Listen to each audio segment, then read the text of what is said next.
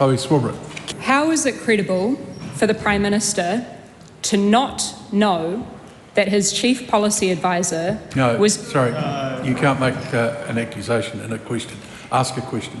Is it credible for the Prime Minister to not know that his chief policy advisor was meeting with the largest company in the country, actively lobbying to change the law in their interest? Point of order. Yeah, point of order. The Honourable David Seymour. Mr Speaker, I just ask for you to reflect on whether it is helpful for the reputation of the House for members to use their privilege to identify a specific person who is not in a position to defend themselves and ask what exactly is the public interest in doing that? Yes, I'd ask the member to refer to in her cubbyhole there, whatever you call it, the Standing Speakers Ruling 57.1, which makes it very clear that it is inappropriate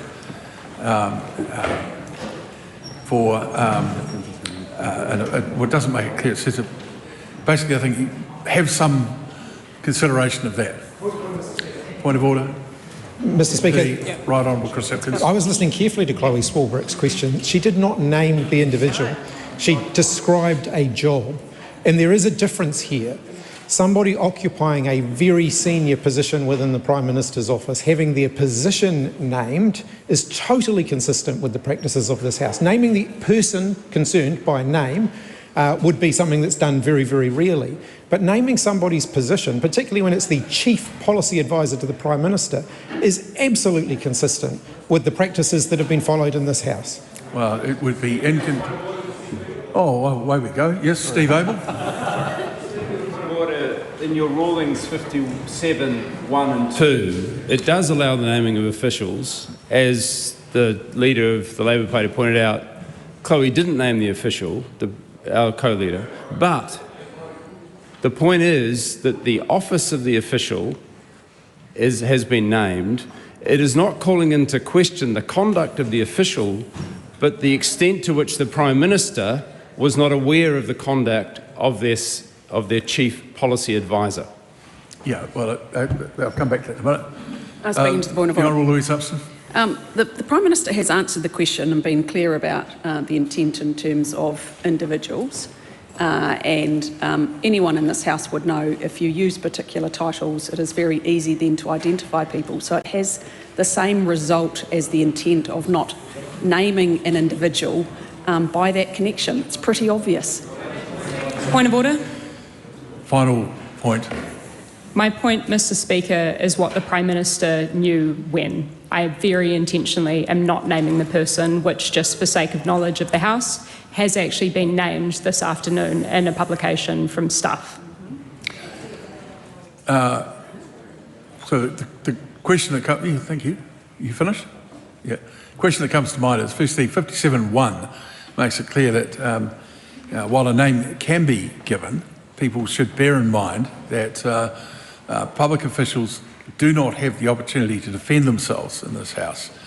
I would go further and say that by naming a position, it would be a stretch of the imagination to suggest that people couldn't work out who that person was. The question then becomes, is it absolutely necessary for that to be part of the question for the information to be sought from the Prime Minister? And I would say in this case, it doesn't. Sorry. Point of order, the Right Honourable Chris Hipkins. Mr Speaker, I think we need to be very clear here. The motives and the conduct of the position that has just been named are not being questioned by Chloe Swarbrick's question. It's whether the Prime Minister was aware of the actions that person was taking that's being questioned. The Prime Minister is being questioned, as is absolutely acceptable in this House. The motives of the individual concerned, named, have not been questioned, merely pointed out the fact that they were in a senior job in the Prime Minister's office. And if it were that broad and ask exactly as you've just asked, that would be fine. But I think throwing in the person's position effectively names that person. We'll see where we go. Is it credible for the Prime Minister to not know that one of his most senior staff members was meeting with the largest company in the country, who was actively lobbying for a law change in their favour, which they ultimately got? Well, I reject the characterisation of that question.